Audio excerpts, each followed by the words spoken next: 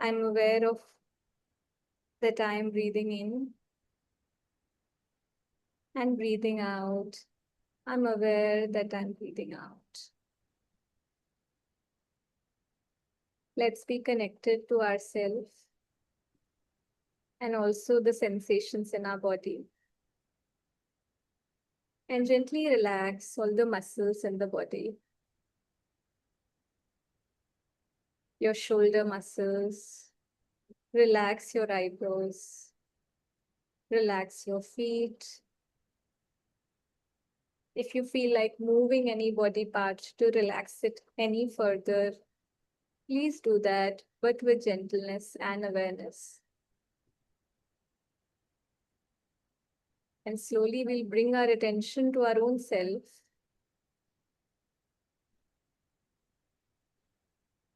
And we'll repeat a few words to our own selves, or just feel these words as we offer a bit of kindness or metta to our own self.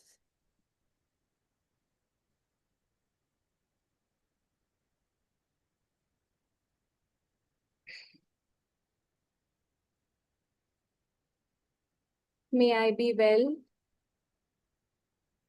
May I be free from sorrow.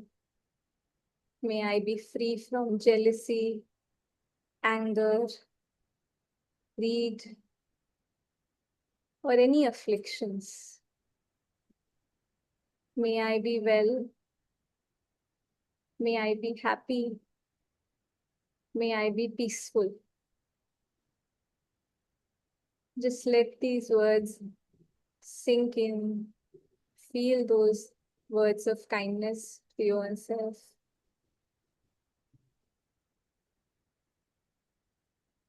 And as you take a deep breath, we will offer this metta to people who are close to us. So slowly we'll bring our attention to those people we deeply love, we care about, and we want to wish them well. That may you be happy, may you be free of anger, anxiety, jealousy, sorrow. May you be peaceful. May you be well.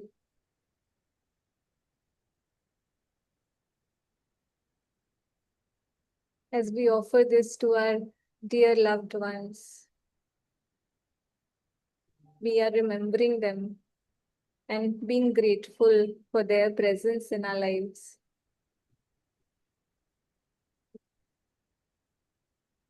And now slowly, we are extending this wish of wellness to all the sentient beings on this planet,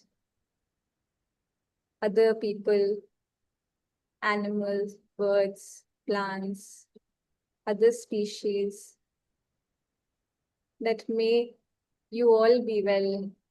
May you all be free from suffering, anger, sorrow, and may you be happy.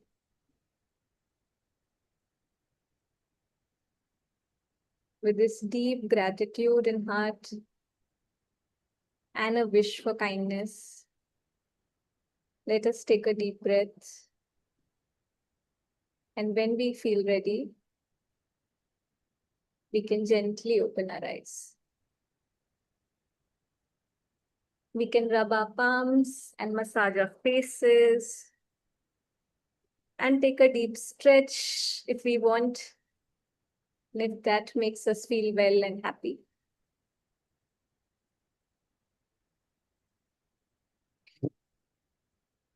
Thank you all. Thank you for being part of this practice.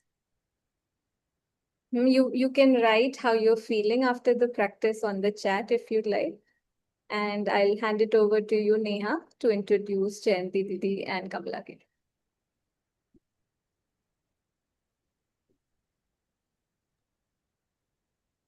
Thank you, Mata, for the beautiful, beautiful practice.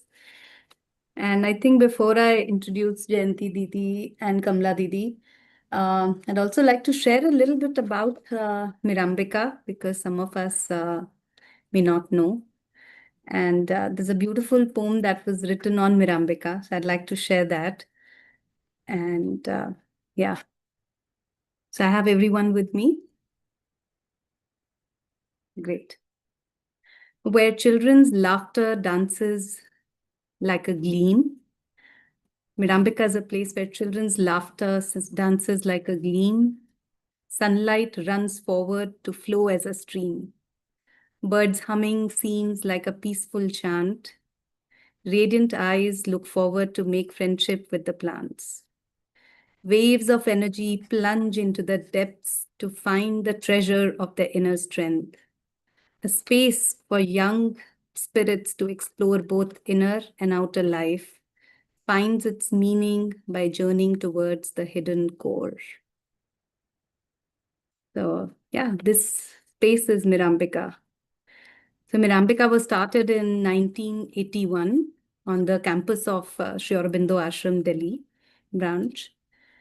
And it continues, Mirambika continues to be a space where, uh,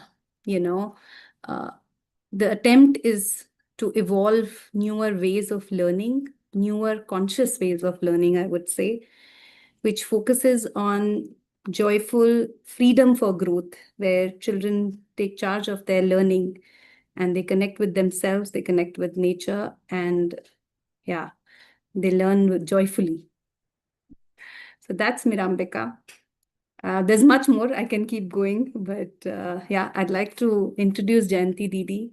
Jayanthy Didi is principal at Mirambika school. She's also plays an active role in the Sri Aurobindo Ashram Delhi branch in organizing and facilitating activities for youth of the ashram and all other aspirants from different Aurobindo Society centers in India. And she's also the chairperson of the Singapore Aurobindo Society. And there's a lot to learn from Jayanthy Didi in how she works with the teachers and how she connects with learners. So thank you, Jayanthy Didi, for coming. We also have with us Kamla Didi. She's a teacher, science. Primarily, she teaches science to children and integrates the environment and consciousness, environmental consciousness amongst children. And lots of initiatives that she's been part of in leading environmental change, I would say. Jayanthy Didi, if I've missed anything and you'd like to add about Kamla Didi, please. Yes, I will. So there is one important reason why Kamla Didi is here. Kamla Didi has had a wide range of experience in education, especially education in India. Sorry. So she will give us a wide perspective about things in India. And Mohita had asked me earlier on, she wrote a few questions that would be relevant for schools which are not totally integral. So what about education in schools such as these? So we'll talk about these things today, and Kamla Didi will be a very good person to lead us through that discussion, as well as everything about integral education. Kamla Didi was the principal of Mirambika.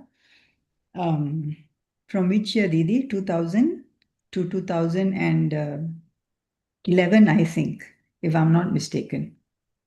Or 11 or 12. Yeah. 2000 to 2012, perhaps. Didi? Yeah, thank you very much for having me come in.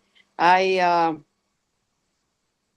hope that this meeting will give me some understanding of what are the kinds of issues that have come up in schools. And I'm happy to hear that SharEd has put us all together in this group. I see some people have a lot of questions. You've sent some to Jayanthy. So will it primarily be question answer, or will there be little talk? A little talk also? Okay. Yeah. So the talk is going to be on how educators, the inner work that educators do to create this space for learning for children. Because this community is of educators. So we thought this is what Mirambika is really, about, where educators are working on themselves continuously, consciously. So if Jayanti Didi, you could share more about it, and then we'll open to questions after that. Yes, yeah. Thank you very much. And thank you all for joining in this session. And we really hope that we will, all of us, be able to move a little bit more in understanding of what education could look like. The good things about education, which has already happened, that is, I'm talking about general education world over, and how it could improve and have within itself a vision for a larger purpose. So with that, I will come into today's talk. I would also like it to be interactive so that both of us are together in this. So I've got two questions, very simple questions. Is education necessary in today's context? First question. Why? Second question. If about 5 or 10 of you could answer this, think about it. Take 30 seconds at least. Is education necessary? Whatever you feel education is education necessary? Yes or no, whatever your answer is, why?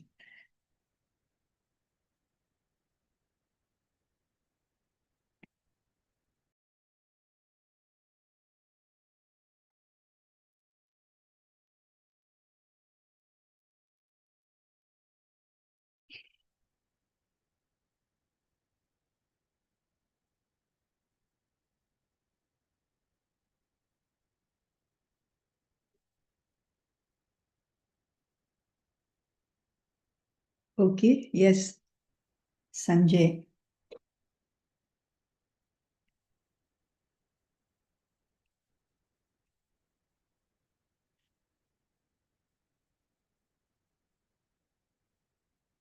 Yes. Do that.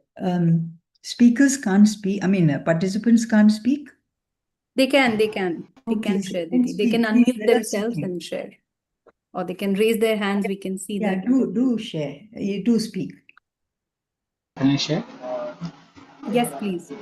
So I think education. I think education is not that important, but if I see the aspect of knowledge or learning, that, I mean, so we might have to differentiate these aspects first, like what is education, what is knowledge, what is learning. So, I think for me, education is a way through which masses gain, it sort of becomes standardized. So I'm pro knowledge or pro learning. So I don't know if it falls under the category of education or where does the line draws or where it ends. But uh, yeah, I think you can also shed light on these definitions later whenever you get some time. Yeah, thank you. Next one. Anyone else would like to share?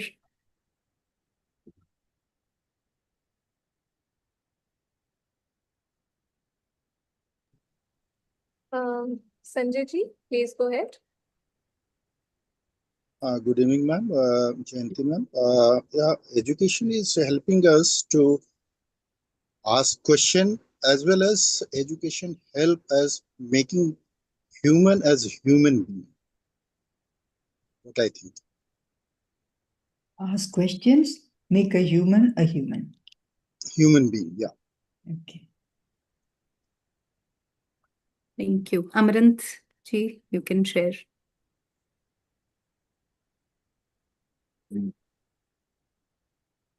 I'd say in today's broken society, broken as in families are very isolated, and children also are isolated as a result. And it takes a village to uh, bring up a child. So I think education is much more important now than it was before, because the child needs more than his parents to develop. He needs a lot of adults around him or her. So I think education is very important. Thank you.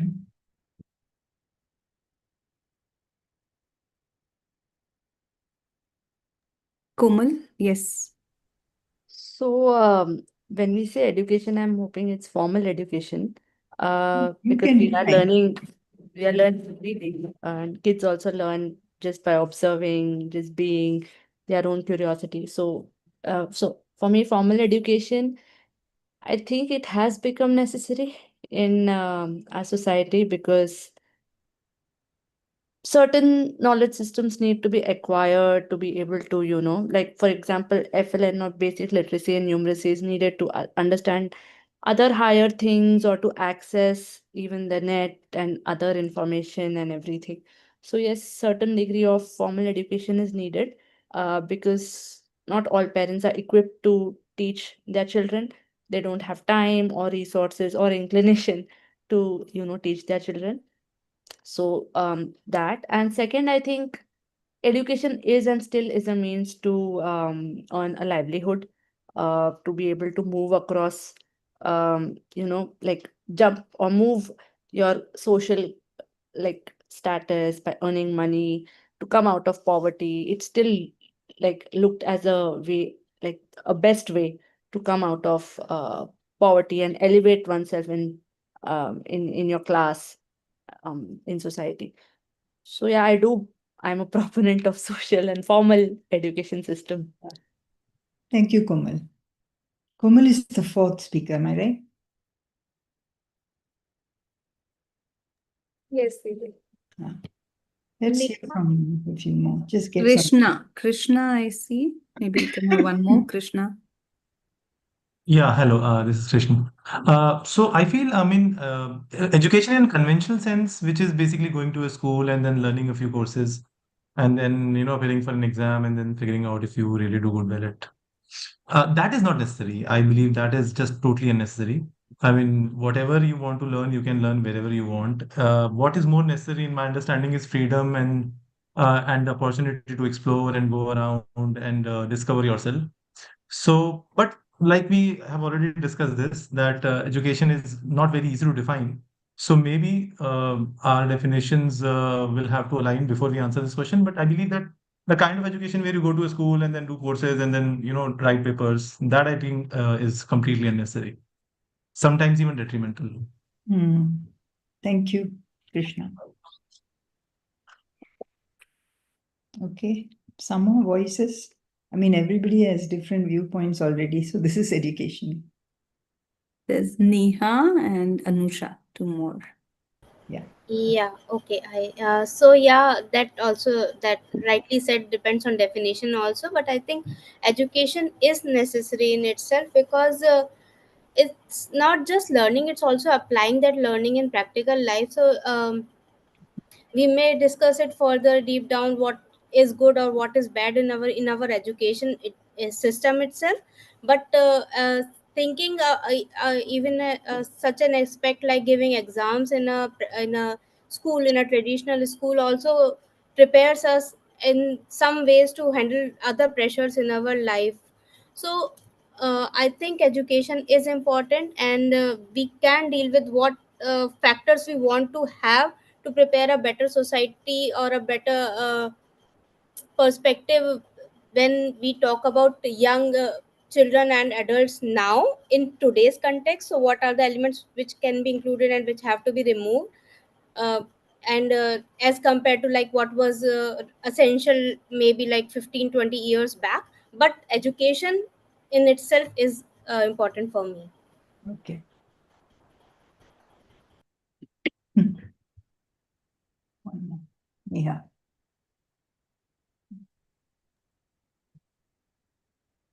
Thank you, Neha. Maybe Anusha, we can have last sharing from Anusha.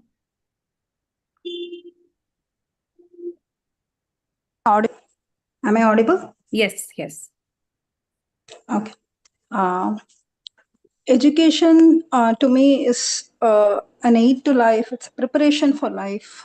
So therefore, at every stage of life, education is necessary and important so that we can face life with all that is needed.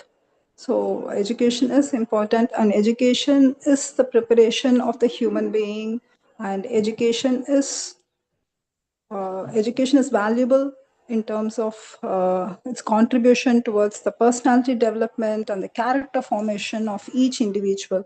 So therefore, education plays a vital role in everybody's life. It actually shapes and molds and creates certain imprints in us, so which will determine what we are as a human being functionally and thoughtfully.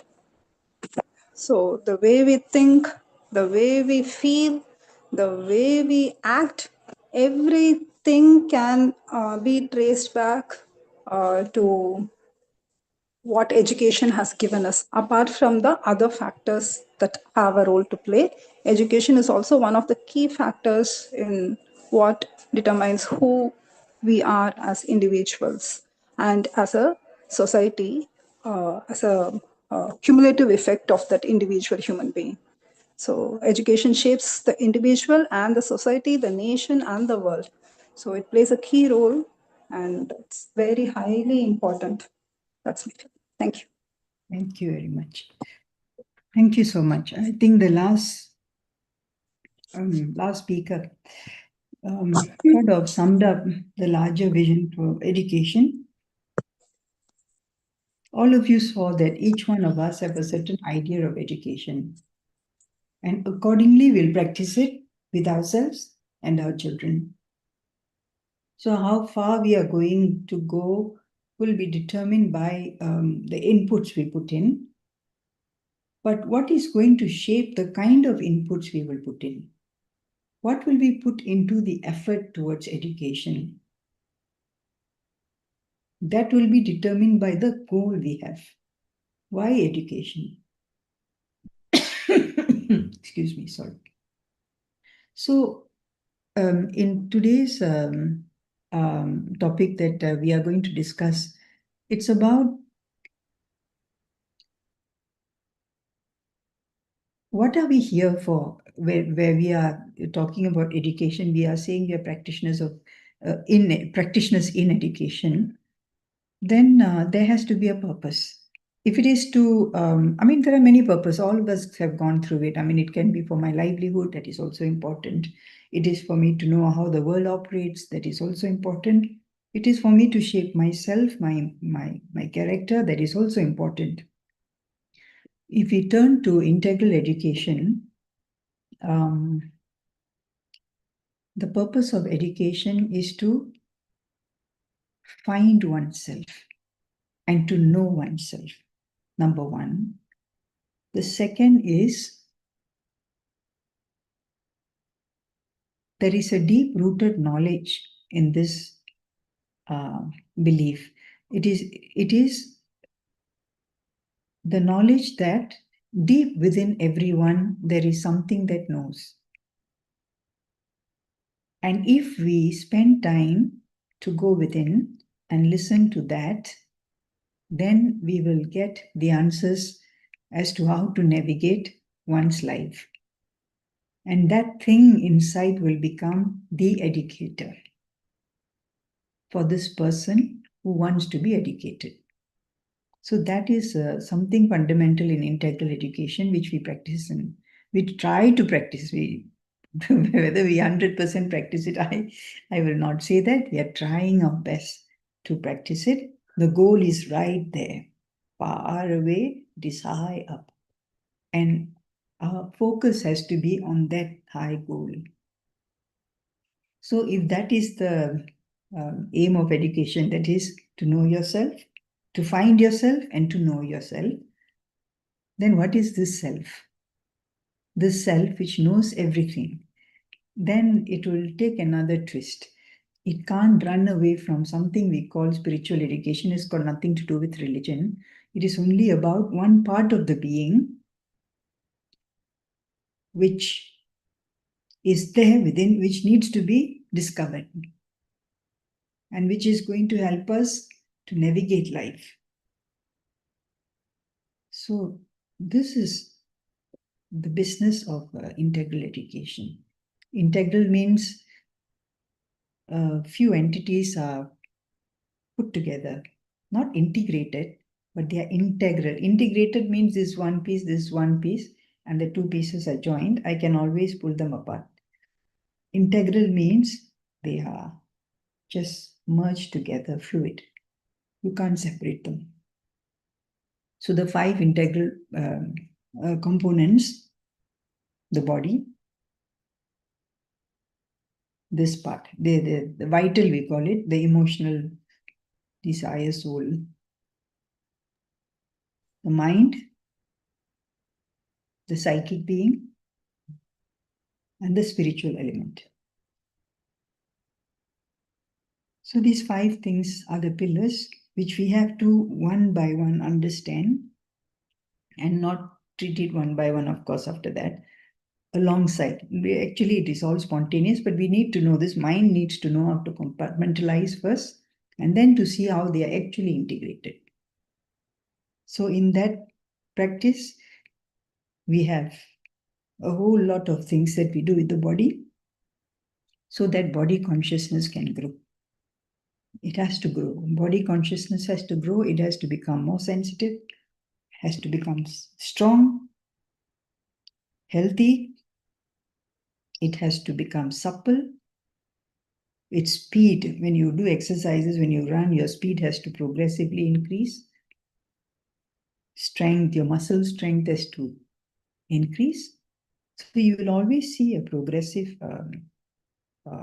movement upwards. Better, better, better, better. So another word I'll introduce to you now is perfection. Towards perfection.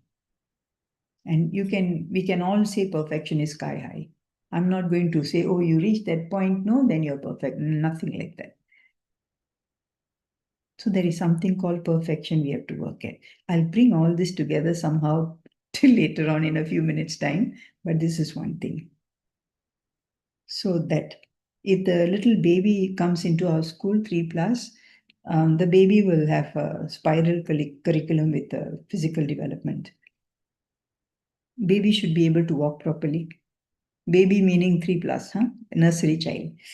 The child will be able to walk with coordination. When they come with us, they are walking in a certain way, baby walk, we call it. But then Didis will slowly walk. They'll say, walk like a Veer Balak. Didis will demonstrate. And walking on grass, walking on the basketball court, on the tarred road, I mean, in the school, within the school, in the group, on soil,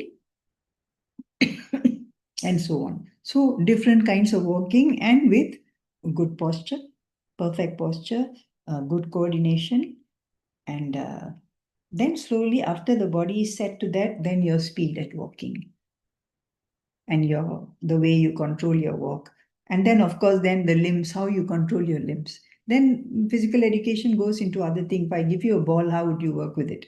So you need to learn how to kick it, pass it. So everything has a certain program attached to it. This is physical. And it goes on from nursery all the way to whichever age level we have right now, it's grade 8. So it improves. And at the top 3 levels, top 3, 4, it goes into games. So they specialize in moves for football, moves for basketball, etc. So it is how it goes up, and there everything comes in. But as from the babies, they should know how to climb. After walking, jumping from, say, this height, this height, this height. So again, you see progressive. Then from the first branch of the tree down, if the child is brave enough, everything has to be safe also, of course. Don't ask children to jump from places. You have to be, first of all, we have to know how to do it. If I can't do it, I will not ask the child to do it. Be careful of that. So like this. I'm only giving you a little bit of insight, okay, in this. I'll move on. So that is for physical education. That is only the development of the body. Then there is how much you eat, what do you eat, how long do you eat, and do you talk and eat? Do you throw the food all over and eat? So the element of beauty comes in. into that whole picture. It's also integrated beauty, physical beauty, beauty in the way of physical beauty, mental beauty, vital beauty. So many things are beautiful. Why is beauty coming in? Why is perfection coming in? You see, can you see? We are working with this body, but there are these background structures, these little things which are already there. One is, I said, perfection. That is like a guiding post. The other one is beauty. Now, this perfection, this beauty, these two are one of the many, many, many qualities of the inner being. So if I can understand that, and if I ask myself, was there beauty in what I did? Was there beauty in what I said? Was there beauty in how I handed you the pen? I mean, I'm talking about children.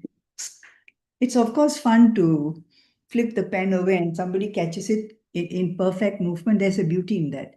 But if there is an intent which is not okay and just threw the poor pen on the floor or passed it by kicking it over to the other person, I don't know. I'll cringe because the poor pen is an instrument which wants to manifest itself as a pen, and it wants to write and be written with love, I'm sure. So, these are the things which, these are the soft things which come into the picture. So the beauty part is there. So when I eat or when I speak, so the physical part is, one is the body, I said, exercises, then the way we eat, amount we eat, the duration, the kind of food, and the attitude with which we eat. Then rest. How long I rest, how restfully do I rest? I can say I lie down on my bed for 8 hours. I slept for half an hour. So I don't know what rest that is, but Mahans can rest for only 1 hour, 2 hours. So we have to differentiate. We have to know. And the last one in that material, in the physical aspect, is material management. I told you about the pen, and that is part of it. So it's all integrated. How do I keep my things? How do I keep myself? How do I carry myself? I mean, how do I, dress? What do I dress for? How do I keep my dresses? How do I fold them? Many things we actually struggle through in the group, in the school. Kamala Didi will know this. But whatever it is, whatever the challenges are, the onus is on the facilitators, practitioners, so-called, call ourselves practitioners, to remember these things and work on them without giving up. Very often I see many diyas painstakingly following through one child over and over and over again until 8th also. And then finally on the last day of school, you see a changed person. But, or sometimes after 10 years, he comes back. And oh, what a polished soul. My. And it's light is shining inside. You can see that when the child comes back. So these are the things. One example I've given you, this is physical development, and there are these aspects. That is part of this education. Then we move on quickly to vital education. It is a big thing, emotions, how to deal with emotions, how to recognize emotions, how to know where they are coming from. So we have to differentiate our vital. There is a lower vital and a higher vital. The lower vital is always full of greed and tamas and desires. Desires are like this, they keep pulling things towards you, and you will just do anything in CI so craftily. You will plan something only to get that. Your whole life goes into that plan. And you can ask yourself, I mean, if that is the life like this, or if the life like that? If that is what we are doing, for example. Yeah. So to know that, to differentiate, okay, which is my desire part of that vital, which is a higher vital. Okay, what is higher vital, you may ask? Selfless love in the human beings, that is. So one selfless love I can touch on now is the mother's love. That those moments when the mother will be sleeping after, I think after 23 hours of no sleep, 1 hour she'll be catching a sleep, and then she'll open her eyes before her child starts crying.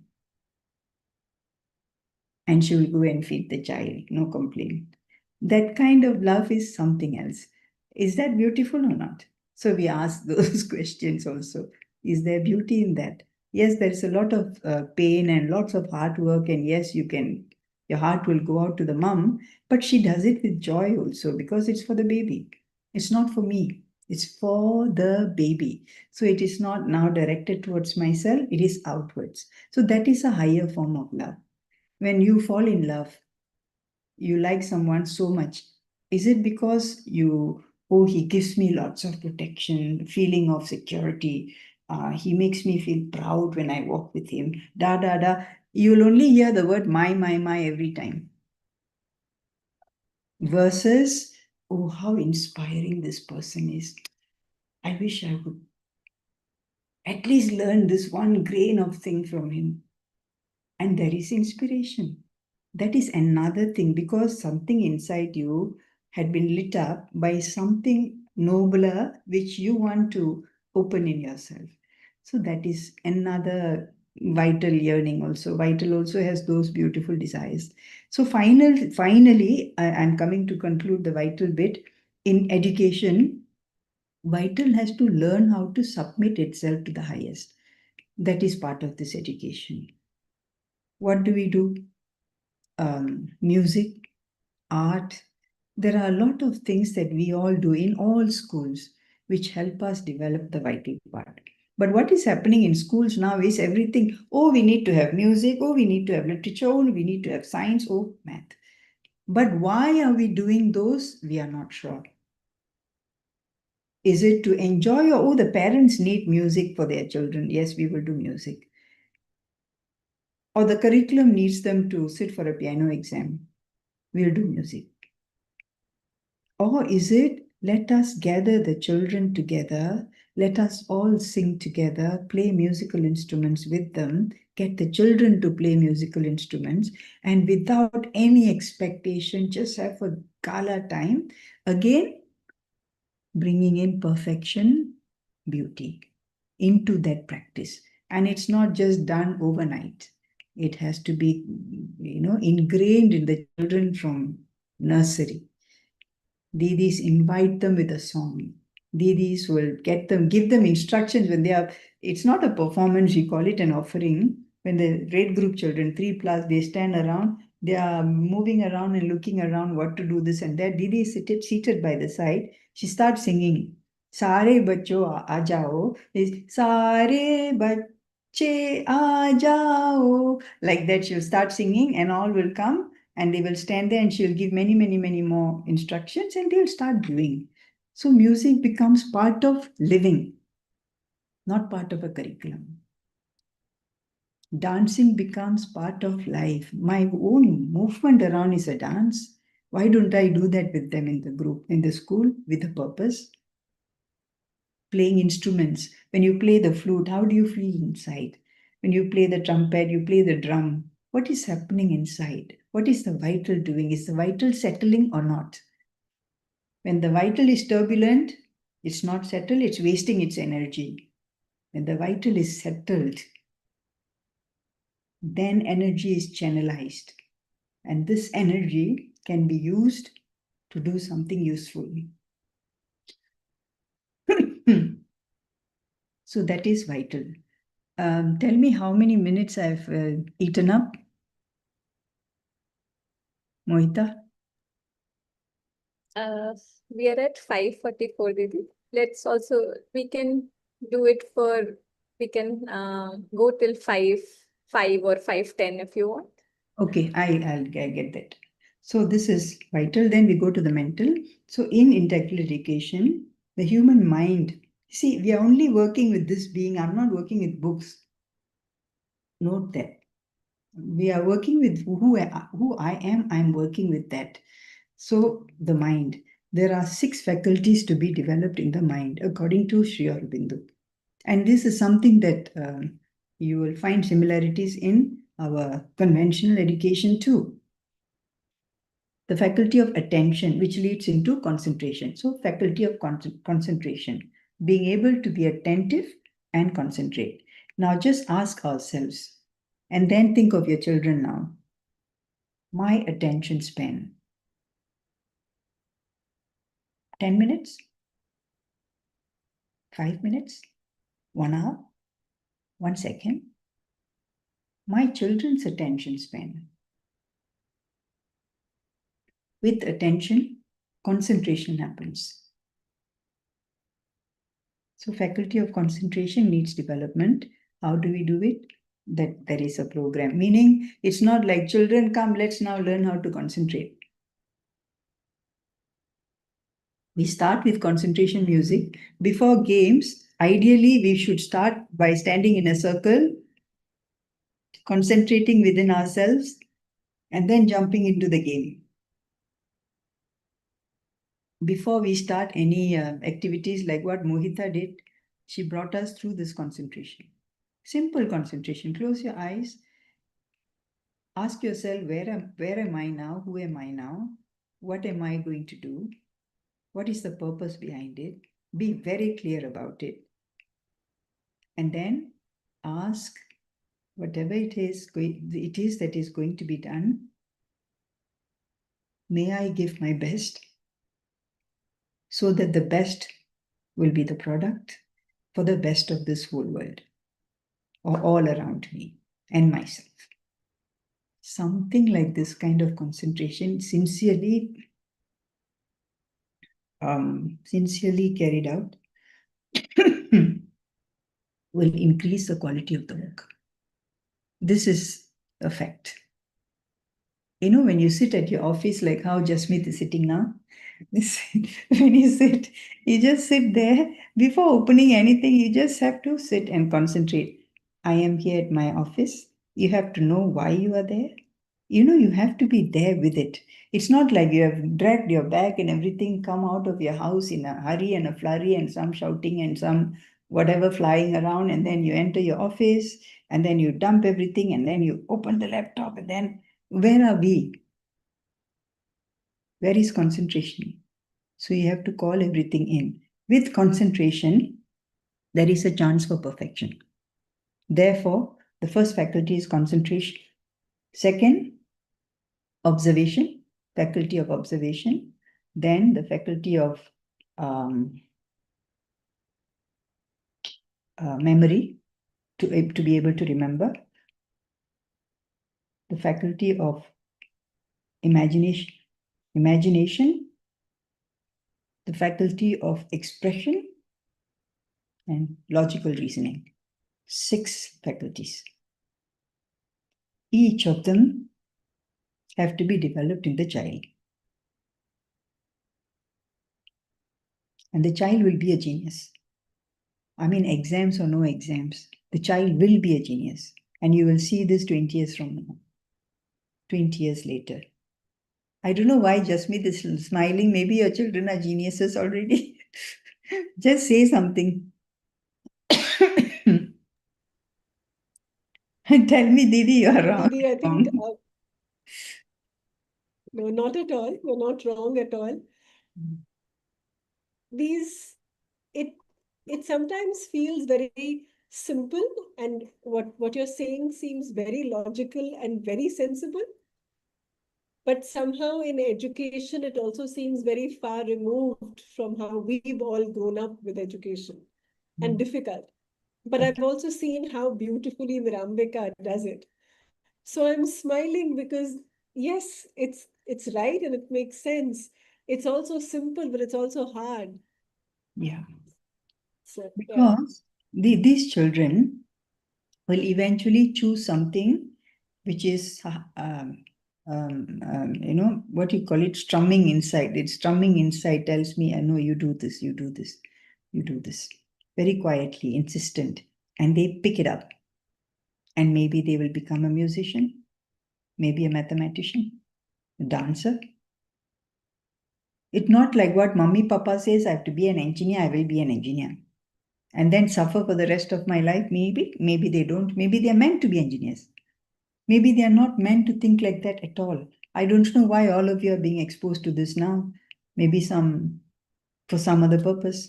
Maybe others have not been exposed. Then they will become engineers. They will become scientists, doctors, and lead their lives as best as they can. But the moment you think about these things, life becomes a little more, a little more challenging, yes, but really fulfilling. So that's about the mental development. Okay. One thing more in the vital, after the senses, I forgot to mention, very important. Vital is not all about these desires and everything. All these are ruled by the senses that we have. No sense of sight, this, that. They bring in all the information and load into us, and then the emotions dance around and play around. But I can use the same sensations to create art. For example, that's channelizing. I can use the same sensations to go there and have a party with my friends and waste that night or waste my life away. Same thing. So, how do we channelize children's energies? That's one part. Another part is character building. Through building their sensitivities to senses, you can build your character. You can make your character yourself. What I want to be, I'll become. And the boldness and everything will come, whatever. Sometimes it's a soft child, but inside there is boldness. Steel is there, for example. So physical, vital, mental, done. Psychic. Now, the psychic is the most important in integral education because it is the seat. It is the master. It is the guide, you can call it the guru. So if the psychic being is found out, then all the three parts that I mentioned, the instrumental parts, they will be taken care of automatically. At the moment, we are working on them deliberately, hoping that one fine day they will open themselves to the psychic. So both processes have to happen. But the moment, the day that psychic is understood, sensed, felt, and then progressively felt in a very stark way, and then, yeah, you know it. I close my eyes, I call my psychic is there. And the whole world changes like that it is. So that is one practice we have to do. So we have to always, so when we talk of psychic, it is inner world, psychic, versus outer world. Outer world will always take us away from the inner world. But once the inner world is found, then I can go to the outer world and take care of my outer world. And imagine if half the world is psychicized, what kind of presence we'll have in the world. And just before I finish, I won't go into spiritual because it is everything. It's the formless, the unformed, the nameless. What can I talk about that? That is that part of it, the one which transcends everything and takes charge of this whole creation, to be with it. But with the psychic presence, with knowledge of it, that can be attained. That will be all our work. We'll find out when we go there. So I won't talk about the spiritual bit, but this is integral education. So finally, I'll just touch on that one thing. Education, the purpose of education in integral education is to know oneself, so that when you say self, means that highest self inside, the most beautiful, the most peaceful, the most loving. So it's all capital L. The one with most light, capital L. Joyous, capital J. Vastness, you feel a space inside when you reach there. Even when you concentrate, you'll feel the space when you're close enough. Close enough means like 100 kilometers away. I'm not saying we are touching. Once you touch, then we would disappear maybe. But of course, we can't disappear. We have to be there with it. So that psychic being is so precious. And in Mirambika, we all know it. We have to practice it. Who will practice it? Not the children. Children carry their own being in their own hands. Children's thing has to be protected. Whatever they bring in is innocence. And a psychic is sort of more alive in the children. We cannot snuff it. And we are good at doing that. We means all of us with our our so-called adults, we have gone through another kind of education. I'm talking about the whole evolution of consciousness now. All of us, Kamala Didi belongs to one era. That was one kind of education. Education means that. And then I would belong to another era. Okay, that was education. So we're actually evolving in a way. And now this integral education, I feel, I don't know how it is in the whole world scene, but I think it's very important because we are making the next man. We are making the next future. The next future, which is not going to be like today's future. All of us just switch on your television and you know what is today's world. I can say so many things, but we know what it is. Is there peace? Is there a game plan for everyone? Is there goodness for everyone? Can the whole world live together nicely, harmoniously? So harmony means psychic, and the rest of the words are used. Perfection, beauty, harmony, peace, vastness. Vastness means I can embrace the whole universe. I only don't embrace myself or my family or my community, and the others can do what they want to. We must feel a connectedness. Those of us who feel a natural connectedness with another being, I can safely say that something of the psychic is there working us. Those of us who can be in harmony with whoever it is, with animals, with plants, with people, and not only animals, I'm only an animal lover. No, that is not enough. Animals, plants, people. So that is the kind of life that we are looking at, a life where consciousness works in a different way. It is not about being utilitarian. It can be part of the deal. It's not about surviving. It just happens. It's not my goal. My goal is somewhere else. And last point I will make is, before I dream of all this for the children, I can't do it. I cannot do it for the children with all these dreams unless I throw myself into it. I put myself into the rigmarole and I say that, let me evolve. With all these things that my nature is made of, let me evolve. I don't want these things which pull me down. I want these things which raise my consciousness. I want to do that thing which keeps me at the height of my consciousness. Then I make less mistakes and hurt less people. And I will do good to them. Just be a person, a real, true human being. We are, we are animal man now. We have to become man, and then we have to become man God, and then we have to evolve into the God. That is our plan for ourselves. And if we develop ourselves in that way, just walk into a group of children and see all the tamasha that can happen. Now another kind of tamasha is happening. Fighting and struggling with children. Do this, do that. No, I won't do that. No, I won't do this. Work along with the children and see. And we have to watch what is the progress in each child. So again, I'm telling you, progress is there. Progress in the level of perfection. Perfection means harmony and beauty. This is the equation. And that is the integral education that I am extremely fortunate to have come in contact with. I don't know how it happened. It just happened. And I am extremely grateful for that.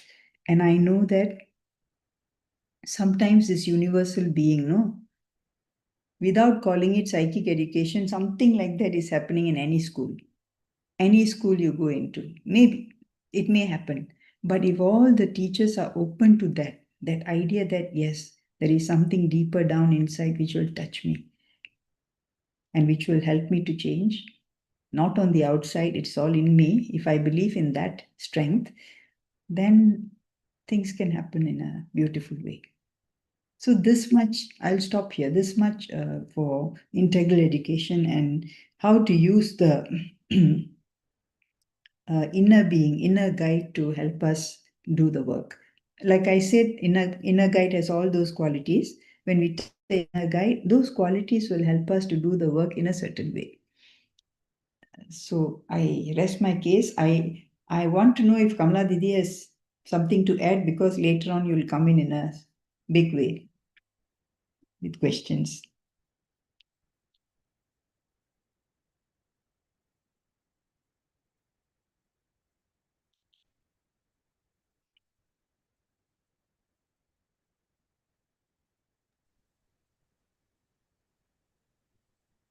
Okay, so anyone else has something to say, express, you can go on. We can interact now. I think that is very important.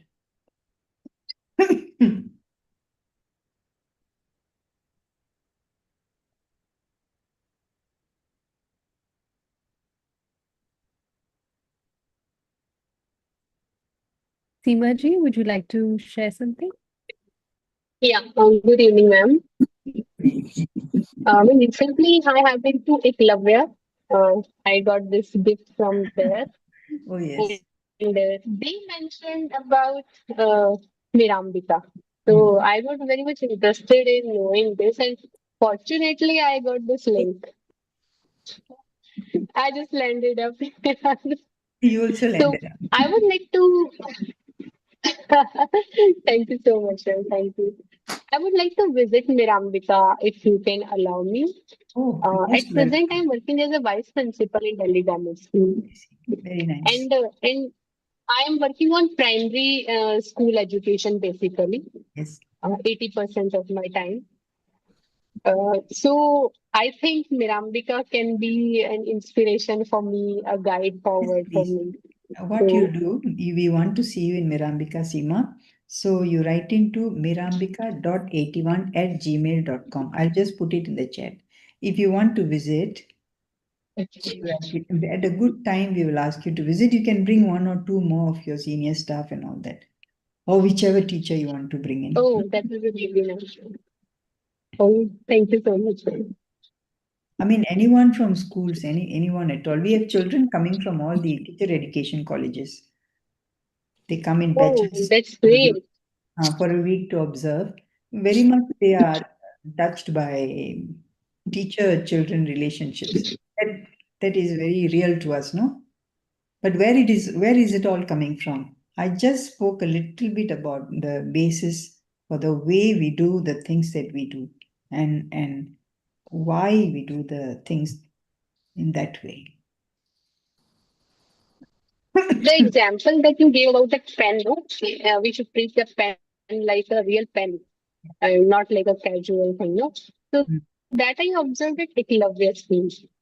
And we were two people there, and we were very much inspired. Like, we were so surprised that children are feeling that much empathy for things, Very sweet. not just for human beings. So it was wonderful to see small children having so much of empathy and compassion. Very nice. And that's wonderful to see. And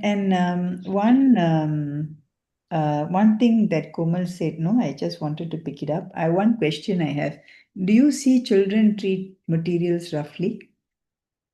I think many of us have in many places. But who do you think? Why do you think they do that? Why are materials? I just try to find answers.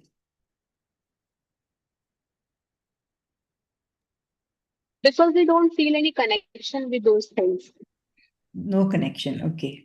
Any others? Any other response? One is no connection. Because we don't teach them to value things and resources Who around is us. speaking? Who is speaking? That's Pallavi, ma'am. That's Pallavi Walia. We don't teach them to. Because we don't teach them to value things or resources around us, which is, I think, the foremost value we should teach our children directly, indirectly. I think you're talking about roughly using things. Yeah, yes. Okay. So this we don't do. And last one. Let's see. It's like a jackpot thing for me. If somebody eats it.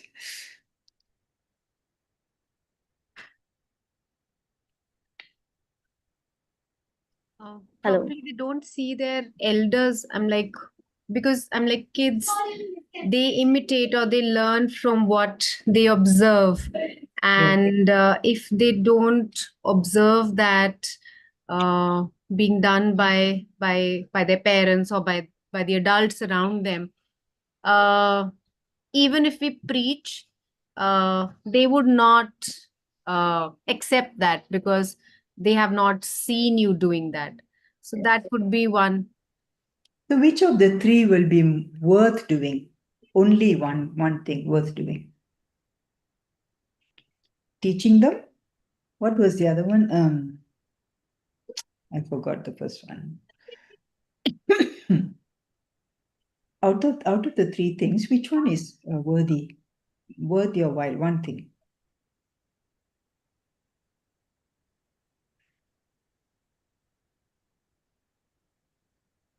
I'm coming from a psychological perspective only.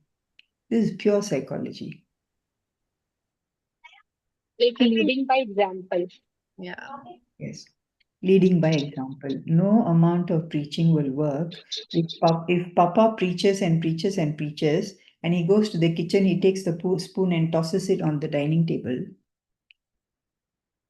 That's enough, finished. He is done for life, for his whole life. The child has registered. If Mama throws the chapati from 5 feet above onto the plate, exaggeration, of course, but there's a way of placing food. So again, come back to beauty. Come back to beauty. Whatever we practice around our children at home, in the school, adults, all of us, if we give a good example to the children, they will learn by only, and it has to be no pretense. You can do many pretentious things. It has to come from here, sincere belief that this is a sacred thing, this is food, and I'm offering it to you to eat.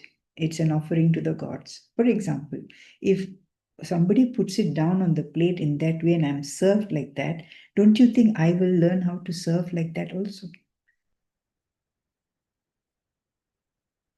Before serving the food in ashram, they will all, at the dining hall, the serving girls, everybody got their duties, all of us would have. We will line up behind the patelas and 1 minute of silence. Everybody who is queuing up, whoever is early will also concentrate. So this is the respect given to that food. Maybe even the patras which are carrying the food. And then the child will learn. If that is done in the school, if serving is done that way in the school. Many of you will have serving done in the schools. Go and look at it again in the dining hall, in the kitchen.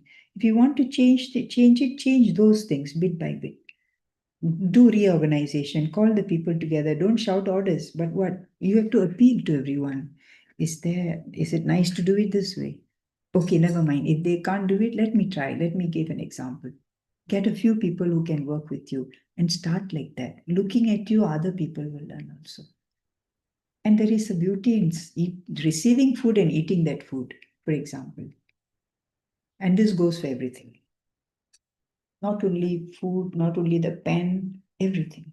Even how I throw my waste food into the rubbish bin. Many of us do cricket. We bowl. Some of us, the way we throw rubbish into a kude dan, we call it, but dan is their beautiful word. We can offer also. I mean, there's a choice. We can also offer. So we have sort of learned a lot of things. This is the only way I know how to do it, I'll do it. But stop. Is there beauty? Is there goodness? Is there truth? Three things. This is the psychic being. Truth, goodness, beauty. This is the ruler. It's a ruler with 3 marks. If all 3 marks are covered, don't fear. Do it. Go ahead and do it. You want to make a decision? Look at the 3 marks. Go ahead and do it.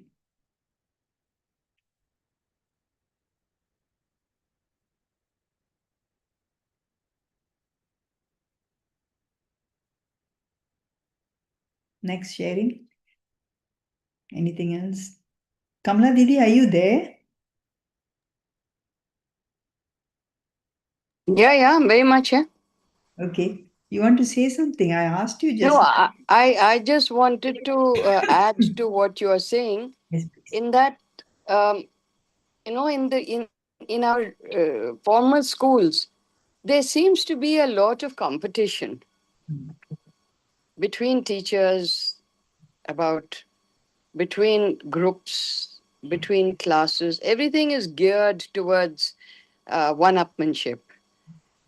This leaves the children very torn, and parents also confused about is it okay to sort of, not compete? So, on that issue, I don't know what all of you feel as teachers, as practitioners, and so on. With what Jayanthi has been saying, she's been able to raise things to a very beautiful level.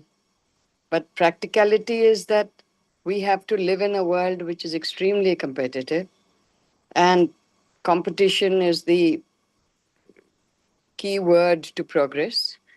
So, all of this which Didi is saying is not necessarily linked with the kind of progress which is in our understanding.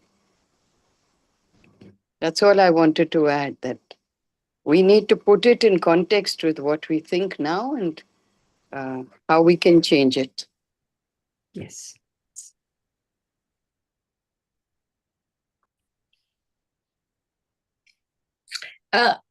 Hi, my name is Komal. Can I speak? Yes, please. Yeah.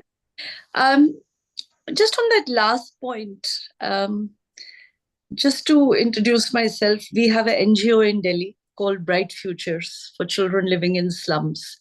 It's an after-school education project. And we have a team of 25 and about 180 students from the age of 4 right up to 16, 17.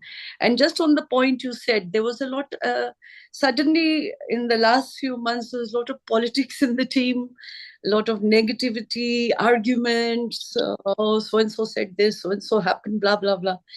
And generally speaking, we were having a very good time. We were moving forward. We are nowhere near perfect. But the team was quite bonded. But suddenly, I don't know where, why, how it started, but it was getting more confrontational and some politics, we can call it. And actually, I found what Jayanthy said very helpful, because I was also becoming negative. I was also beginning to react. I was also beginning to get annoyed. But the moment I sort of centered myself and I realized that if I start reacting and responding in this way, the situation is escalating. And the moment I went back to coming from a more peaceful place, just communicating from a more peaceful place, even I may say the same thing, but if I say it coming from anger or coming from authority or coming from stop this, right, I can say stop this from a peaceful place, it was having a different impact. In fact, I found within a couple of days things started to change when I changed.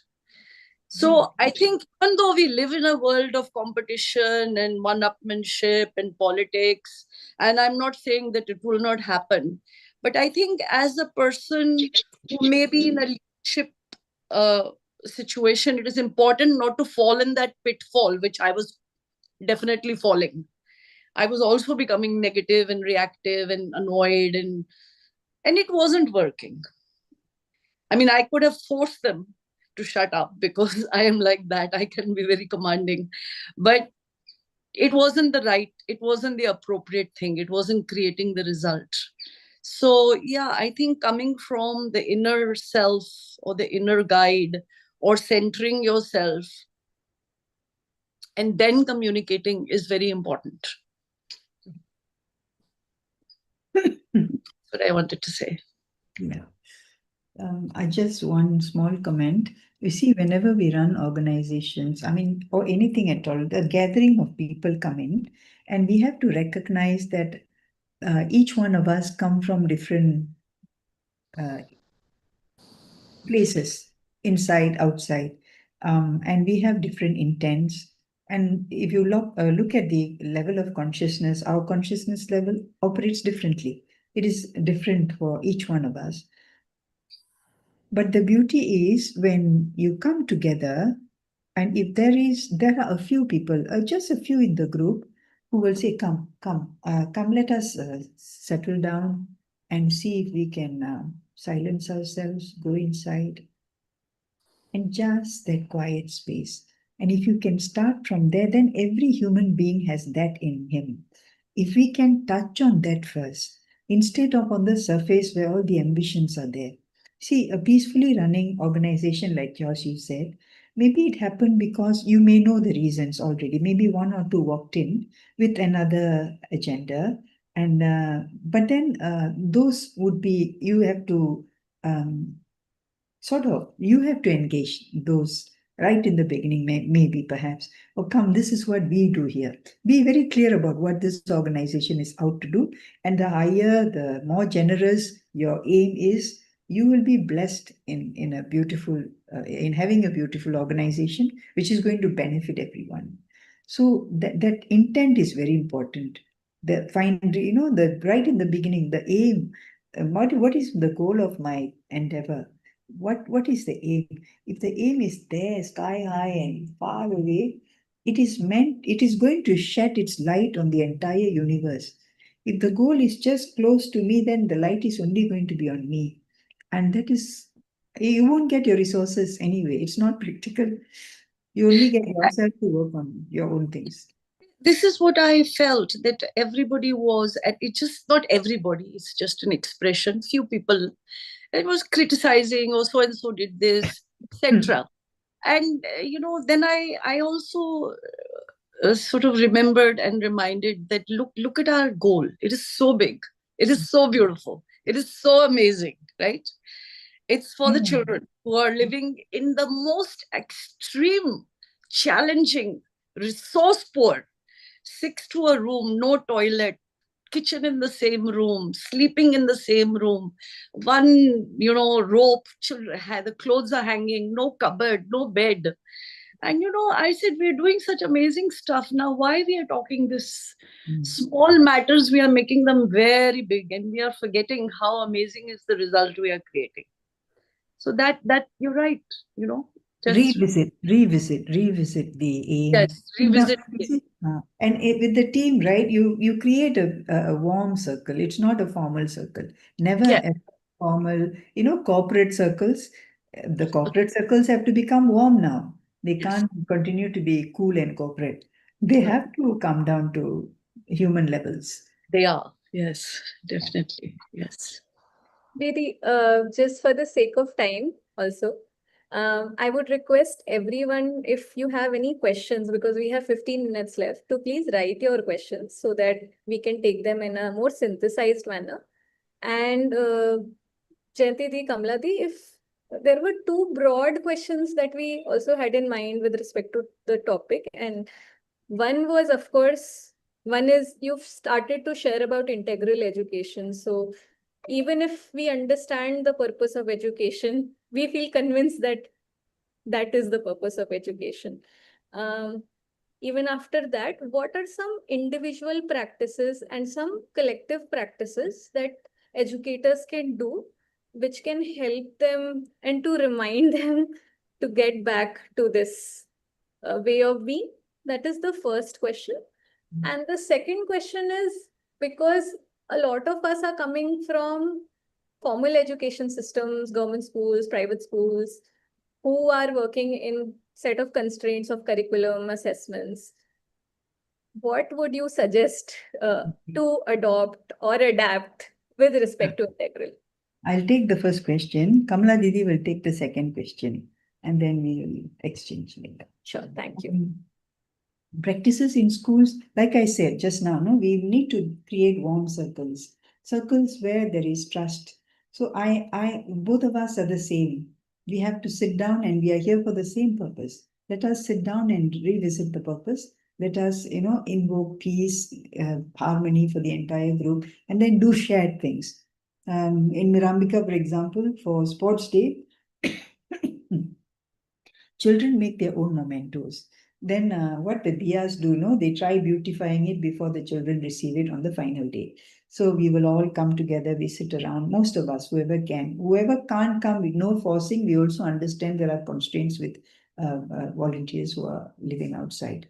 So we come together, we sit down, we paint, we chat, and then we make sure everybody goes at the same time, and we make sure everybody's not hungry. And then we start with the concentration. After the whole thing is over, if possible, we will end it with some concentration. So things like this. It is to have the person, the well-being of the person in mind, and not that the activity is most important. Activity is important. So our aim will be fixed on that. But the person who is going to carry the activity together, these are all important factors. They have to be, and the space, set up the space in a beautiful way. This is space creation. If you create a beautiful space, not a helter-skelter, like even if it's a shed, it can be a beautiful shed, but not something which is carelessly thrown about this and consciously carelessly thrown about. I don't know, I'm not saying anything, but without any aim, without any thought for the materials, without any love for the people who are going to come in. Let's come in, let's do something. So that space it's very sensitive space. All of us know, nothing I'm telling you is new. All of us know when we walk into a spacious, a clean place, full of warmth, things are there for my comfort also. I can pick this up, I can pick that up, I can sit here, I can read there. But it's so open and such welcoming person, welcoming host. She's the soul of the whole home actually. And she has made it like that. How much more I'll be at ease, how much more I'll express, how much more I'll be willing to learn. Similarly, the classroom. How will I make a classroom such a classroom? A warm classroom for everyone to come in. So already the facilitator has this open mindset. It is for all of us to have, to feel at ease, to be more connected inside. That is a far better way to think of an ideal. How can we get better connected within ourselves? Then I have to also practice. What does it mean to better connect with yourself? Then I have to practice. I have to do the work. So when I feel that I now know what it means to be better connected, I can work with 5 others. And when I say something, most of the time it will be understood because the speaker has understood. I'm not only a speaker, I'm expressing what I live. So expressing what I live, this is something we can always remember when we want to create an environment where facilitators, all the young facilitators around us will want to come in. Even young facilitators have been very exceptional in the way they lead groups. So there is no hierarchy. Hierarchy is not there at all. All of us are together. Let us help one another. What you're good at, you do. What I'm good at, I will do. And like that, we create a space. Then you see things just quietly opening up. And over years, you see changes happening. Kamala Didi, please. Second question.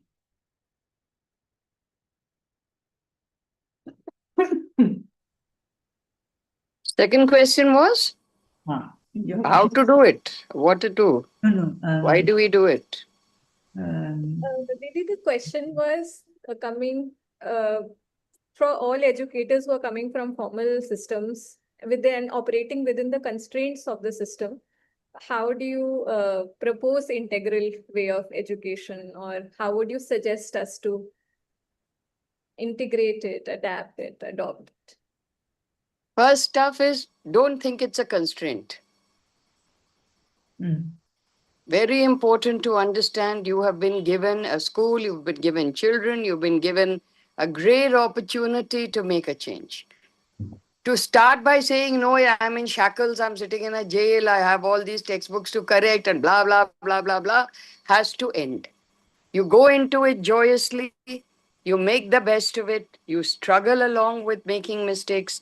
I taught informals, I left a very highfalutin how to evaluate children job in NCRT, where I walked around the country and changed the exam system and felt very important that now teachers were not going to be testing children, but they're going to be participating in their growth. A whole lot of nonsense. The whole thing went down the drain in one flush, right? Everyone was back to examination, more examinations, competition. Let us put the kids into cram schools. We cannot do this kind of mollycoddling, saying, oh, you have this beauty in you and you have that capacity in you. It's all nonsense. It's a highly competitive world. Have you got 99, 98, 96? Okay, good. If you got 40, 30, 40, you've also got good, but you can become XYZ. And father saying, you dare not become XYZ, you have to become ABC. So having all these things are not constraints for us. These are areas we need to change. And as a collective of intelligent, thinking, sensitive human beings who have given up so much of their time, energy, money to helping people. Komal runs an institution for out of school. Why? Why cannot that school in school do what Komal is doing out of school? Why don't they invite Komal into school and say, please help us run this place better?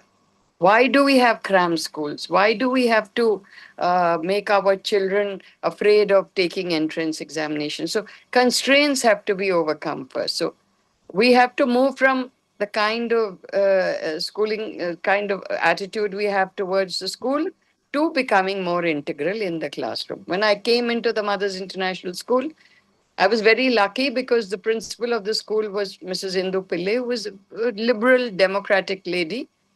And she said, all right, then I went along and I changed the whole curriculum. Everyone went up in arms. Parents came marching into school saying, what is this? The geography book and history book and science book has all been taught together. The holy mess. Our children don't understand. One mother even took holiday and taught all the dates wrong to her children. So I had to tell that mother, please don't take holiday from bank to teach your child. Whatever she learns, let her learn.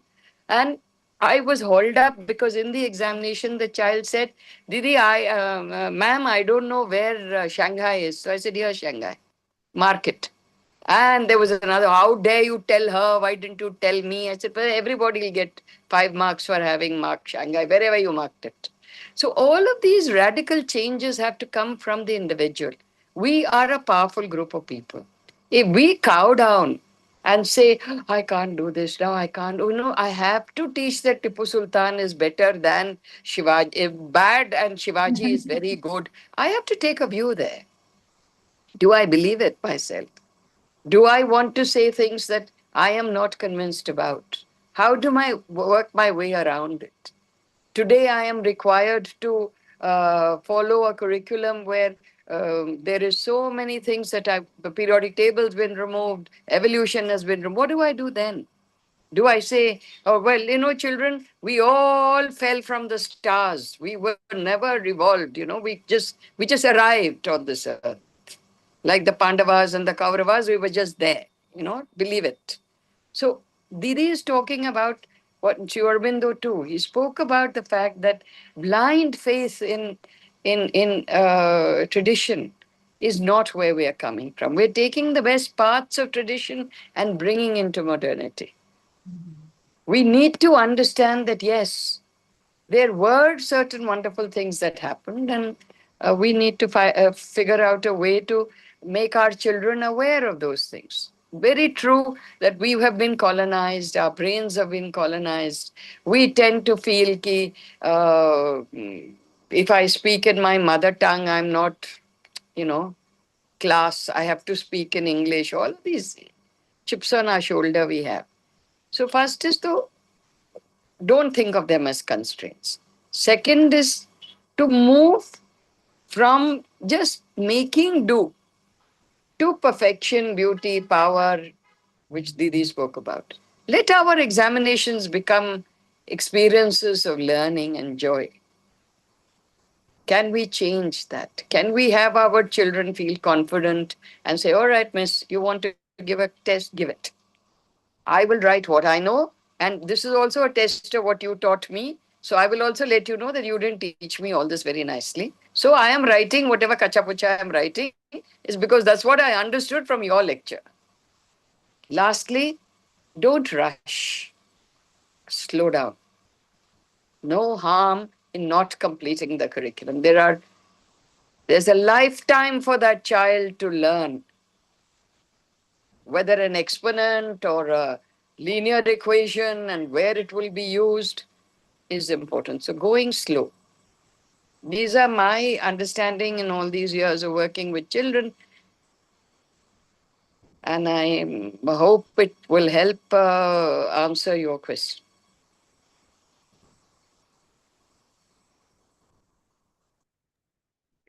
I'll just add one thing to that. All these things that, see, Didi used the word constraints. Many of us have these, call them challenges or little issues sticking up. All this will be part and parcel of life. It will keep coming. It's the attitude that we will have towards them, like what Didi said. One is the attitude we have towards them. Can I use them as stepping stones? And what will help us is our own intent. Why am I here? Why am I doing what I am doing? What is the purpose behind? Then once we find it, maybe we can refine it even. Maybe it needs refinement. Or maybe we realize, no, actually, I have been pretending all the while. This is not my intent. I'll go and take my real intent. Then that other intent will benefit. So these are the important things to bear in mind, that all these are stepping stones. Only my aim will matter. Then everything in life that comes to me, all the challenges that I'll face in my community, in my institution, all that will be navigated with the clarity of my intent or the aim I have before me. And Sri Aurobindo used 4 words. Let your aim be, sorry, Mother used 4 words. Let your aim be high, wide, generous, disinterested. This is another 4th thing. So you imagine if the aim is to be like this, high, wide, generous, disinterested, what kind of aim can it be? Then she says, then your life will be as beautiful as your aim, because your aim will take over everything which is going to happen and how you are going to do it.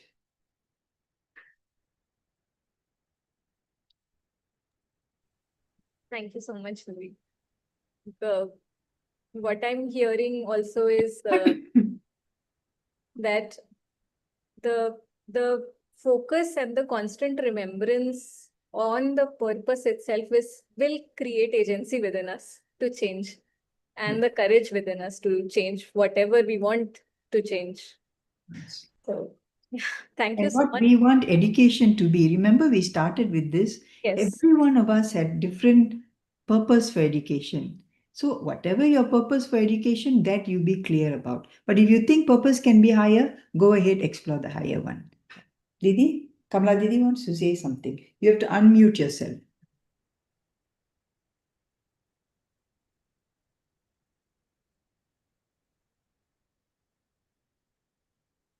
Didi, unmute yourself. Okay. I just wanted to say it's getting to be 6:30 and everybody is dropping out of the meetings. I think we should also get higher, wider, happier, and get into our own thinking of where do we move forward. You know, there is also groups like you who are working on an all world basis, you know, Tide Foundation at one level, you at another level. If we could have there's something called the Circle. There's so many organizations who come by to Mirambika, and I keep wondering, I mean, where does this all go? And then I hear that people are opening schools in small little towns, hither and thither, but I don't get to learn from what their experiences have been. They come to Mirambika, I in my life will not go anywhere. So I can only join a Zoom call and then pretend I've seen everybody and feel very happy. Aha, so many people are there believing in what I believe. But how do we create that real world where we can share our experiences and bring them together? So I would be very keen that Niharika, you, the circle people, all of us sort of form, and those working in actual grassroots level organizations share what they do at different meetings. Just like today, you've called Jayanthy in to talk on integral education. I'd like to learn how primary education works in a village, where the family is there and um, the school is not there and so on. Okay? Thank you Thank so you. much, Didi. Good. We have good time. A beautiful suggestion, and I hope we'll be able to curate such more, what do you say, circles where we can have those interactions with you as well. Neha, would you like to add something as we close? I think we are at 6:37. Can just close. Sure. Thank you. Beautiful. Thank you for everyone's time. Thank you. So what we can do is we can close for now with a minute of silence. And those of us who have more questions and want to stay for 5-10 minutes can stay back and ask those questions, because there were some questions and we couldn't respond to all of them. So I'll formally close this session. Thank you so much, Jayanthy Didi and Kamla Didi, for sharing all the insight and wisdom. And we're so glad to have visited Mirambika and to continue to